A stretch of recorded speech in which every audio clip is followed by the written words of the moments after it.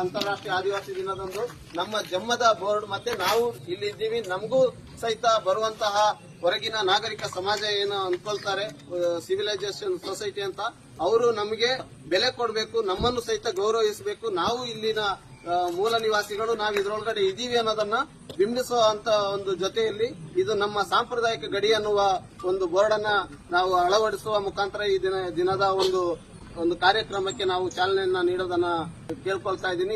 ಈ ನೆಲದ ಯಜಮಾನರಾದಂತಹ ಕಾಳಾರವರು ಏನಿದ್ದಾರೆ ಅವರು ಮತ್ತೆ ಇನ್ನು ಅನೇಕ ಹಿರಿಯ ನಮ್ಮ ಯಜಮಾನರುಗಳು ಸೇರಿ ಅದಕ್ಕೆ ಪೂಜೆ ಸಲ್ಲಿಸಿ ನಾವು ಇದನ್ನ ಬೋರ್ಡ್ ಅನ್ನು ಅಳವಡಿಸಿ ಉದ್ಘಾಟನೆ ಮಾಡುವ ಅನ್ನೋದನ್ನು ನಾನು ಈ ಸಂದರ್ಭದಲ್ಲಿ ಕೇಳ್ಕೊಳ್ತಾ ಇದ್ದೀನಿ. ನಾಗರಹೊಳೆ ಕಾಡು ಇದು ನಂಗ ಜಂಬ